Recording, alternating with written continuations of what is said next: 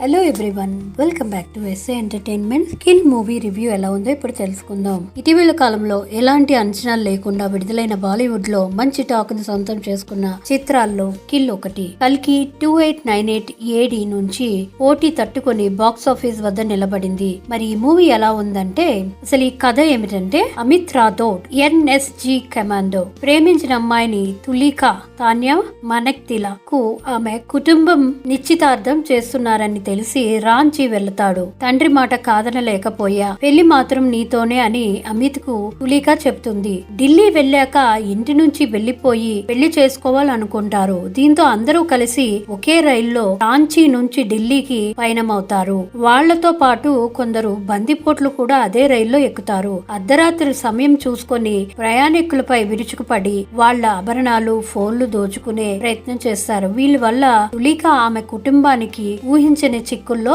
పడుతుంది. మరి NSG commando అయిన అమిత్ బందిపోట్లను ఎలా ఎదుర్కొన్నాడు, తులికా ఫ్యామిలీతో పాటు మిగతా ప్రయాణికుల్ని ఎలా కాపాడాడు అనేదే ఈ చిత్రం కథ. సాధారణ సినిమాలో కీలక యాక్షన్ ఎపిసోడ్స్ ఇంటర్వెల్ ముందు లేదా క్లైమాక్స్ లో వస్తాయి. కానీ మూవీ మొత్తం యాక్షన్ ఎపిసోడ్ ఉంటే ప్రతిదీ ఒక క్లైమాక్సే అయితే అదే కిల్. హీరో హీరోయిన్ నేపథ్యంలో వారి ప్రేమను చెబుతూ సింపుల్ గా కథను మొదలు పెట్టేసి వాళ్లతో పాటు ప్రేక్షకుల్ని కూడా రైలు ఎక్కించేశాడు దర్శకుడు. ప్రయాణికులపై బందిపోట్లు దాడి చేయడం, వారిపై హీరో తిరగబడడంతో అసలు కథ పట్టాలెక్కుతుంది. అక్కడి నుంచి సినిమాలో కనిపించే రైలు కన్నా వేగంగా కథ పెరుగుతుంది. హీరో బందిపోట్లు చంపుకుంటూ వెళ్తే సినిమాకు కబేలా అనే పేరు పెట్టాల్సి వచ్చింది. కానీ దర్శకుడు తెలివిగా హీరో పొడిచే ప్రతి పోటుకు ఓ ఎమోషనల్ ని క్రియేట్ చేసి ఆ విధంగా బందిపోట్లని గుండెల్లో కత్తి దింపేలా చేశాడు. ఏ ఎమోషనల్ అయినా ఇరువైపులా వర్కౌట్ అవుతుంది. అందుకే తర చాలా ఆసక్తికరంగా మారిందనే చెప్పుకోవాలి.